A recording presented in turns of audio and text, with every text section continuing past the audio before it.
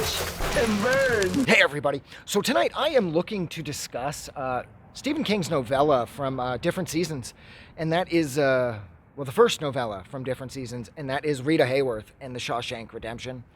Now, of course, this not only is this the first story in the collection here, but it is also the one that I've been meaning to read like forever, because like I imagine everybody else who loves the movie, I've seen the movie like 10,000 times, and there are some massive differences between the two. Off the top of my head, first off, the trial, Andy Dufresne's trial, it's covered greatly. I think the first 8 or 9 pages of the novella are dedicated to Andy fighting and losing his freedom when he is wrongly convicted of killing his wife and the guy that she was cheating on Andy with at that country club. So that was a radical departure from the film, because as you know, at the start of the film, it just, boom, Andy, you're guilty. Boom, he's in Shawshank. That guy's like, I want my mom. And then what's his name? Beats him to death. The guard. What's the guard's name? It's the same name in this, too. Jesus, where is it? You'd think Byron Hadley. That's it. So, anyways, yeah. So, the other thing that's interesting about this is how Andy and Red, they don't become the same sort of fast friends that they become in the movie. Red goes months at a time without seeing Andy, as Andy is routinely dealing with the prison rape situation at the hands of the sisters. That is still very much here. As a matter of fact, we also find out that Red was the victim of prison rape too.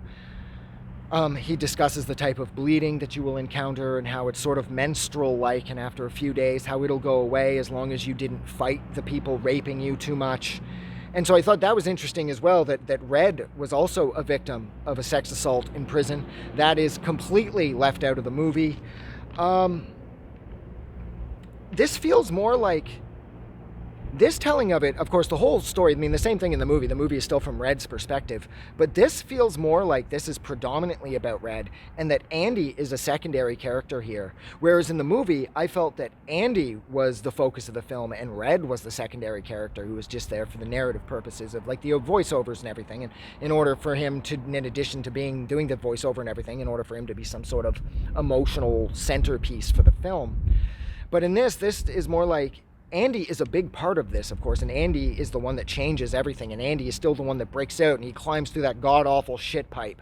And that's all the same, but it does feel more genuinely focused on Red. It doesn't feel like it did in the movie, whereas like it felt like in the movie that Red needed to be there as some sort of guide in order to get the movie, moving forward so that the movie could eventually conclude. This just feels like more of like an honest retelling of a prison house friendship that Red had, that of course develops, and they get closer and closer as time wears on. And that's the other thing I noticed, that there's a massive difference here. Is when Andy is sent up to Shawshank in the movie, it's like the 40s. And then when he breaks out, it still kind of feels like the 40s. Now, I know that's not possible because a number of years pass in the film too, but it feels like the cars look like Christine when he went in, and it's like the cars still look like Christine when he gets out. Whereas in this, Andy goes in the early 40s, of course, and he doesn't break out until 1975. The amount of chicks, the posters, it starts out, there's Rita Hayworth, and then there's Raquel Welch, and then there's Jane Mansfield. Red makes a joke saying that she was sort of a very quick trend with the men, and then she just sort of went bust. The joke being that, of course, Jane Mansfield had a huge rack, so Red made a joke about her going bust, which was fairly humorous, I suppose. And the last poster that Andy has up on his wall is of Linda Ronstadt, the country singer, who was the big news in the 70s, and so that's why she's the pinup girl at this point. And yeah, he breaks out in 75. And that's the other thing about this. You feel the passage of time. I never felt that too significantly with the film. I felt that I knew that a chunk of time had passed, but not that much. In this, you feel the years roll off. It takes Andy almost 3 decades to dig a hole in the wall out to the shit pipe with that tiny little rock hammer that Red gets him. And it takes 2 of them to get through it all. And like I said, almost 3 decades. The other thing too, Brooks, the old guy Brooks, he is still, he's being released, and of course, and he freaks out. And the lines that are said in the movie are said here, where he's like, in prison, he's an important man, he's an educated man, but out in the world, he's just another old con who's useless, and he's not going to last. And so he doesn't want to leave because Brooks has been fully institutionalized. Now, the massive difference is here is, first off, in the story, we find that Brooks was serving life in prison, well, to a point, until he was paroled, for the murder of his wife and daughter that he committed when he was on a losing streak, poker-wise. So apparently he was losing at a bunch of poker games, and he decided it would be a good idea to wipe out his family. And that's why Brooks was sent up to Shawshank.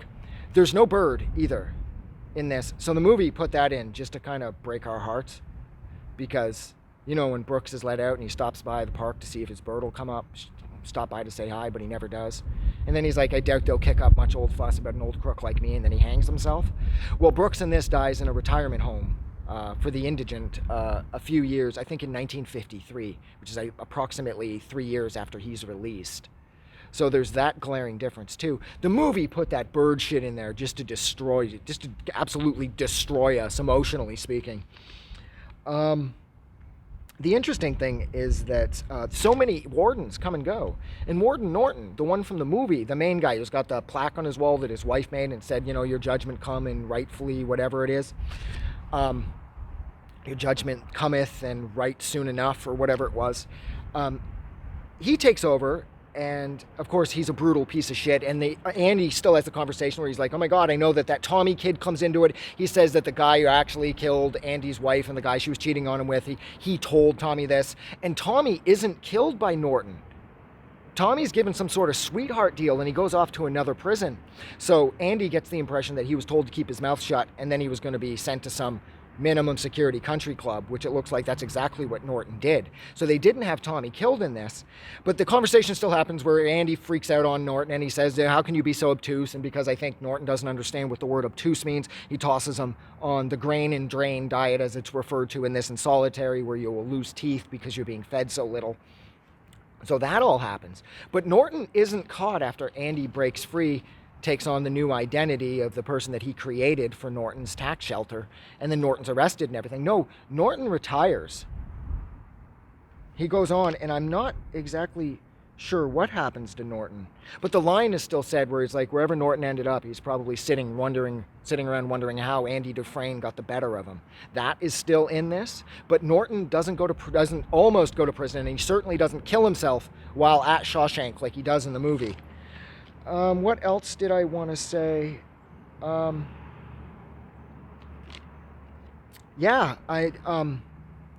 That's right. Red is 58 years old when he is paroled too. So I don't know if that was the age that Morgan Freeman was supposed to be in the movie or not. I thought Red being paroled at 58 was a little early, especially for how hard the system used to treat murderers back in the day. I know nowadays, no matter what you do, they catch and release, especially in Canada. Fuck, you go on a killing spree and the Liberals would just give you a cash reward. But back then, I found it strange that they let Red out at 58. He was sent up in his 20s. And in the movie, it's like he says to the parole officers at the end, he's like, so now all that's left is this old man sitting before you. So sign your papers, stamp denied, and justify your incomes and make yourselves feel important. And that's exactly when they give Red parole at the end of the movie. But in this, he's a lot younger, or at least it's implied that he's a lot younger. And it still ends the same. It ends with Red breaking parole and crossing into Mexico. And it ends with him hoping to see his friend again. And it's still the same with him hoping that the ocean's as blue as it's been in his dreams. And that's how the story concludes. But I have to say, I liked what a radical departure this was from the movie that I grew up with. I mean, the Shawshank Redemption was like the absolute best Saturday afternoon movie. Next to The Breakfast Club and Goodfellas, Shawshank was on repeatedly on Fox, WUTV in Buffalo, Channel 29. That was on every week they put Shawshank or the Roadrunner or the Road Warrior or the Breakfast Club on, it felt like. But as the 90s rolled on, it became more about Shawshank and Goodfellas. But yeah, this was incredible. I liked how it was the same, but it was completely different. I liked how it kind of threw everything on its head. Like, Norton doesn't do any time. Norton doesn't end up committing suicide. The asshole warden with the obtuse conversation, he dies somewhere out in the world. And Tommy didn't die. They didn't execute Tommy. That was one of the prior wardens they had with, I think, Andy or Red referred to as like nighttime funerals or something, where they buried the bodies of inmates that they'd killed when the inmates had stepped out of line. And I think that was everything that I really just wanted to touch on here. Yeah, that's it. I actually discussed it. Wow, I actually talked about everything I meant to. So that's it. So thank you so much for hanging out with me for a little over 10 and a half minutes while I discussed Stephen King's novella, Rita Hayworth and The Shawshank Redemption. Like always, if you like this review, or you like this Almost Said movie, or you like this novella, don't forget to go out and do something nice for somebody. But most importantly, like always, never forget that the world is a way better place because you are in it. I'm getting out of here because it's fucking starting to get cold. Summer is dying fast, people, and it kind of sucks. Have a good night.